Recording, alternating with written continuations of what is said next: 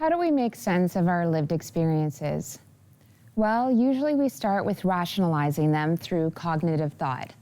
I think, therefore I am, as written by French philosopher René Descartes. We draw from our memories for pieces of information which we thought were of reason or maybe had elements of truth, and we apply it to the situation at hand. Another way we make sense of our lived experiences is through our physical senses in relation to the environment around us. Have I heard this before? Have I seen it? Maybe there's a familiar scent or touch. And again, we go into our memories and we think, is there an embodied experience of this sense? And then again, we apply that to the situation at hand. And yet there is another way of making sense of our lived experiences, and that is metaphorically, through our intuition and our imagination. But in order for metaphors to help us make sense of the world around us, they have to be meaningful and they have to emotionally resonate with us. So what's a metaphor? Well, a metaphor is a way of speaking about one thing in terms of another. For instance, the night sky was filled with sparkling diamonds, or no one seemed to acknowledge the elephant in the room. Hello, everyone. I'm Tricia Cleland Silva, and I'm a story mediator. And over the next couple of minutes, I warmly welcome you into a conversation about the common metaphors that we use at the workplace in order to explore the implicit, our values, our beliefs, and making sense of what it is to feel included. Inclusion is not the same as equality. Feeling included, for instance, in the workplace, is not only about material fairness, such as equal pay, but it's also about acknowledging the differences in people's lived experiences. To feel included and to feel engaged, in the early 1990s, management scholar William Kahn said that there needs to be 3 conditions that are met. The first one is about availability. And this means that you as an employee feel supported by your managers and your superiors, either through words or written documents, policies, practices, and routines. The second one is about feeling psychologically and physically safe to be yourself. And the last one is about feeling that your work has value in the sense that you expect it to have value, and also that you have a purpose. There's a meaning about performing the role that you do within the workplace.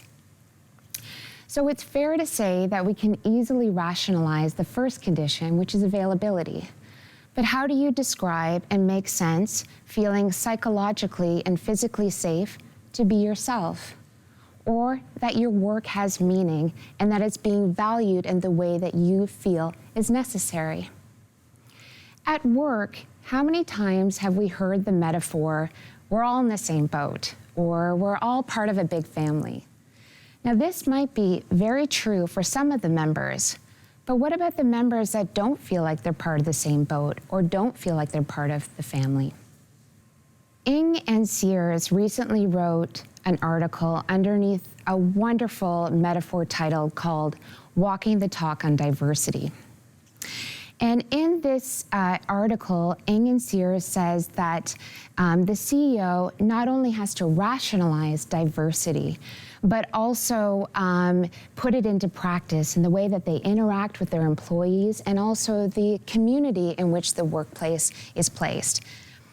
And Ng and Sears say that it's important to walk the talk on diversity because it sends a message not only to the HR managers, but also to the employees that here, diversity matters. Hannah Ardent, in her book, Men in Dark Times, said that it is true that storytelling reveals meaning without committing the error of defining it, that it brings about consent and reconciliation with things as they really are. So let's go back to that boat metaphor and not commit the error of assuming that everyone is in the same boat. A couple years ago, or many years ago, I should say, my husband and I, we were thinking about this this concern that are we assuming other people's stories by working with them? Are we telling their story for them? So we started to ask a couple of questions. What if within the workplace or a collective, the dominant collective story of the group didn't resonate with all of the members? And what if this disconnect was the cause and not the symptom of conflicts and tensions within that collective? And could we create a method that would unite all the members underneath a common story? And could this help, or this common story help, lead to multiple voices and possible inclusion in the collective story? Out of these questions, we not only developed this idea of story mediation, which is holding a space for someone else to actually tell their story and have it listened to, and for us to document it and bear witness to that story, but we also created a tool or a method called collaborative storycraft. And over the next couple of moments, I would like to take you through the 3 steps. So collaborative storycraft is cyclical, and the first step involves exploring the story. So when we enter a collective or a workplace, we go up to each individual member and we sit with them and we ask them, what's your story? What's your story in relation to the work that you're doing? What's your role? And then after we've met with each individual member of that collective or that workplace, we then take our notes and we create what we call mirror material. And we meet again with those individual members and we say to them, this is what I heard you say. Does this resonate with you? Did I hear your story correctly? And we validate their story back to them. So the second stage is that we take all of those individually mediated stories and we look for commonalities. Maybe there's a common pattern or a common metaphor that keeps coming up in all of their stories. And then we find a commonality and we bring them all together into a workshop where they not only get to exchange their stories and actively listen to each other's stories, but they get to work with this newfound metaphor that was amongst all of their stories. So sometimes the metaphor might not resonate with them, but it starts the conversation that, hey, we're assuming that everyone identifies with that metaphor or that story, but hey, I don't, or maybe we can change it this way. So they get an opportunity, particularly in phase 3 with this exchange within the workshop, to really envision a new story, envision a story that involves everyone and includes everyone.